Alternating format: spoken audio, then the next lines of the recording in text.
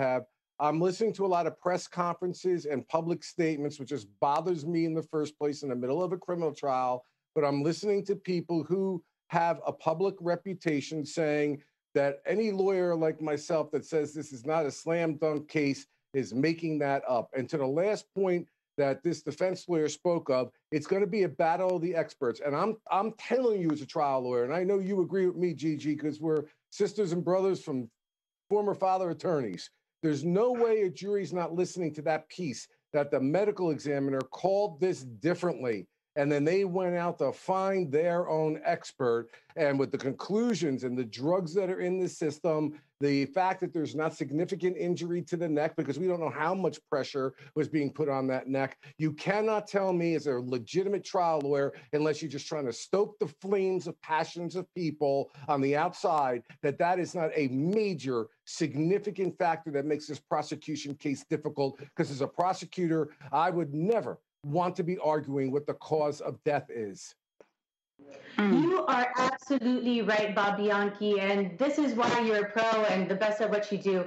You know, the jurors are going to hear some very difficult evidence, and obviously the video is very compelling, and there's going to be a lot of witness testimony that's going to be compelling. But when it gets down to it, it's going to be the battle of the experts. And you're absolutely right. The manner of death versus the cause of death. This is not a slam dunk trial. There's a big uphill battle that both have to fight. But the state just has it a little bit easier because whatever jurors are there already have been exposed to some of the key evidence points in this case. But it's definitely going to come down to a battle of the experts and whether or not that fentanyl or his cardio issues in the past had anything to do with his death at this date. Yeah, Bernardo, do you want to be in this position as a former homicide prosecutor where the medical examiner that you typically use is saying that the cause of death was in favor of Chauvin's thing, and I have to go out and find another expert to come in to contradict that? Is that ever a good look to you, Bernardo? Never a good look when one of the essential elements to any homicide charge is the cause and manner of death. Manner of death being a homicide, and cause of death, you have to link that the cause of the death was as a result of the actions of Chauvin. This is a position that no prosecutor ever wants to be. Usually, the cause of death is the easiest element for you to prove in any homicide.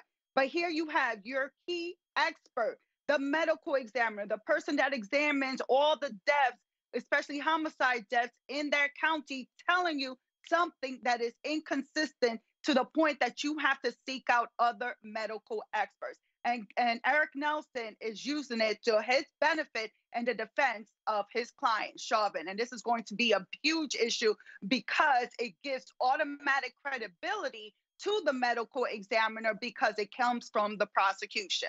So good for Nelson for bringing this out in the opening and breaking it down into terms that are more feasible for people to actually understand.